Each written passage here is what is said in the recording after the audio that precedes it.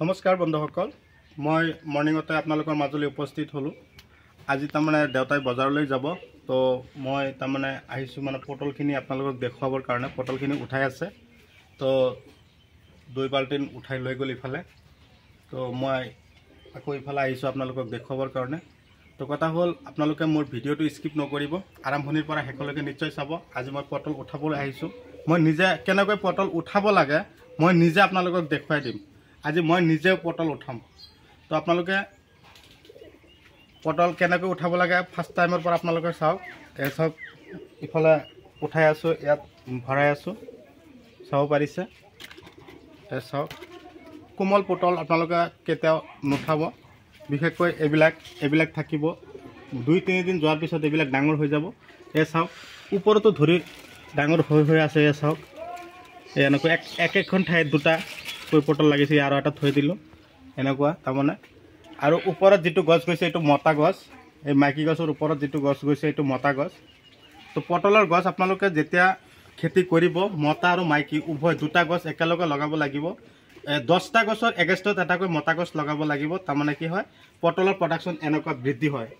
তো এনেকুৱা ধৰণৰ ভিডিঅ' আপোনালোকে পাবৰ কাৰণে যদি আপোনালোকে মোৰ চেনেলৰ নতুন ভিউৱাৰ্ছ হিচাপে আছে তেনেহ'লে মোৰ চেনেলটো ছাবস্ক্ৰাইব কৰি দিব, কাষত থকা বেল ঘণ্টিটো লাহেকৈ বজাই দিব, যাতে এনেকুৱা ধৰণৰ উন্নত ৰাসায়নিক আৰু বৈজ্ঞানিক পদ্ধতিৰে কৰা খেতিৰ ভিডিঅ' আপোনালোকে পাই থাকে।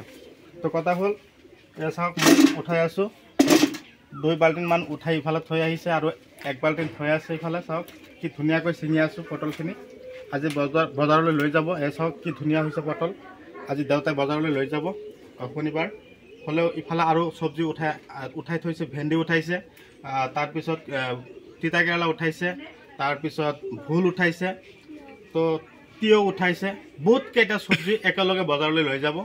তো মই এতিয়া পটল উঠাই আছোঁ। এয়া চাওক, হাইব্ৰিড জাতৰ পটল যদি আপোনালোকে কৰিম ভাবিছে বা কৰাৰ কাৰণে ইচ্ছুক, তো তথাপিকৈ মোক যোগাযোগ কৰক। এতিয়াও আপোনালোকৰ হাতত সোণালী সুযোগ আছে, আপোনালোকে লগাবৰ কাৰণে প্ৰস্তুতি লওক।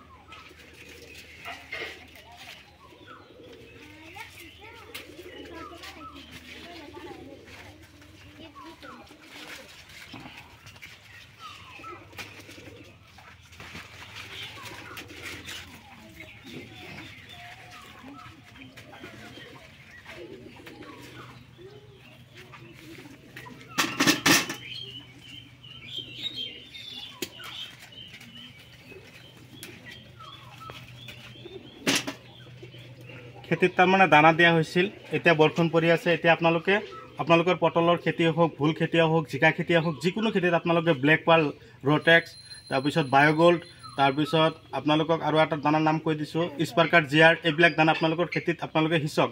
দানা এতিয়া দিয়াৰ লগে লগে বৰষুণৰ পানী পৰি থাকিব, ইফালে দানাবিলাক গলি থাকিব, আৰু গছত তাৰমানে পূৰা গ্ৰ'থ হ'ব, হৰমনৰ কাম কৰিব, আৰু ফলবিলাক ধুনীয়াকৈ টিকিব, ডাঙৰ দীঘল হ'বৰ কাৰণে প্ৰস্তুতি ল'ব। আপোনালোকে এতিয়া যদি ভাল দাম পায়, চাওক পটল 70 টকা, এনেকুৱা ধৰণৰ পটল 70-80 টকা বজাৰত বিকা হৈ আছে। তো দেউতাই আজি চাওক লৈ যাব, কিমান পটল উঠাই আছে। চাওক পটলৰ ধৰণবিলাক আপোনালোকে চাওক, হাইব্ৰিড পটল, এইবিলাক হ'ল হাইব্ৰিড পটল। এই চাওক, এটা পটল 3টাৰ পৰা 4টা পটল হ'লে প্ৰায় আধা কিলো হৈ যায়, 500 গ্ৰাম হৈ যায়। তো বন্ধুসকল চাওক, পটলৰ ধৰণবিলাক আপোনালোকে নিশ্চয় চাব পাৰিছে। 3টাৰ পৰা 4টা পটল হ'লে আধা কিলো। আপোনালোকে এনেকুৱা ধৰণৰ খেতি কৰক, মই আপোনালোকক আগৰ পৰাই কৈ আছোঁ। আমাৰ অসমীয়া মানুহখিনি যাতে এনেকুৱা ধৰণৰ খেতি বাতিৰ লগত জড়িত হয়, আমাৰ অসমীয়া মানুহখিনি যাতে এনেকুৱা ধৰণৰ খেতি কৰে, টকা পইচা উপাৰ্জন কৰে, তাৰে কামনা কৰিলোঁ আপোনালোকে অযথা সময় নষ্ট নকৰিব, আপোনালোকে সময়ৰ কাম সময়ত কৰি যাওক। এতিয়া বৰ্তমান সময় আছে আমাৰ হাতত লগাবৰ কাৰণে। মই এতিয়াও খেতিত কিন্তু পটলৰ লতিবিলাক লগাই আছোঁ, শিপাবিলাক লগাই আছোঁ। আপোনালোকে মোৰ ভিডিঅ' কোন ঠাইৰ পৰা চাই আছে মই আপোনালোকক অশেষ ধন্যবাদ জনাইছোঁ।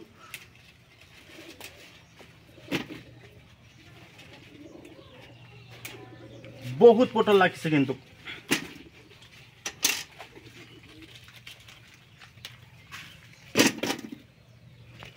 তো বন্ধুসকল 3 বাল্টিন হৈ গ'ল।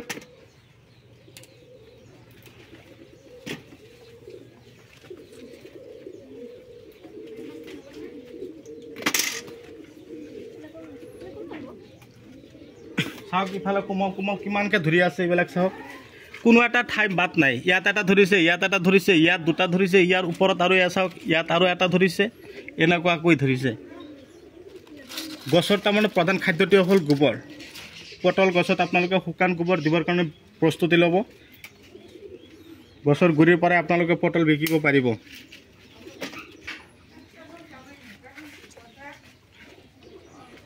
চাওক গছৰ ওপৰত একদম ঠাৰিৰ ওপৰত ধৰি আছে পটল এই চাওক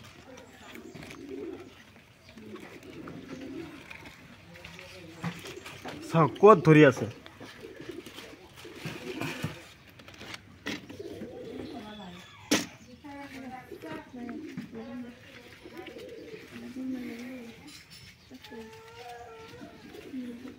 কোমল পটল আপোনালোকে খেতিৰ পৰা উঠাব কোমল পটল ডাঙৰ হৈ যাব দুদিনৰ ভিতৰতে আকৌ আপোনালোকে বিকিব পাৰিব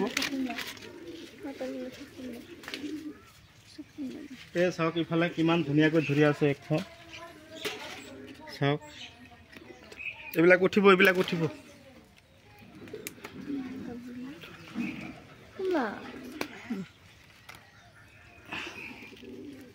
আৰু গছবিলাক চাওক এই চাওক গছটো আপোনালোকক দেখুৱাই দিছোঁ এইটো হ'ল মেইন গছ এই গছৰ পৰা যে এইবিলাক ওলাইছে নহয় এয়া চাওক এইবিলাক আকৌ আনি খানে এয়া চাওক এইটো হেণ্ডেলিত উঠাই দিয়া হৈ আছে এইটো হেণ্ডেলিত তাৰমানে ইয়াত মাটিৰে পুতি দিয়া হ'ব ইয়াত গাঁত খান্দি মাটিত পুতি দিলে ইয়াত আকৌ নতুনকৈ গছ হ'ব চাব পাৰিছে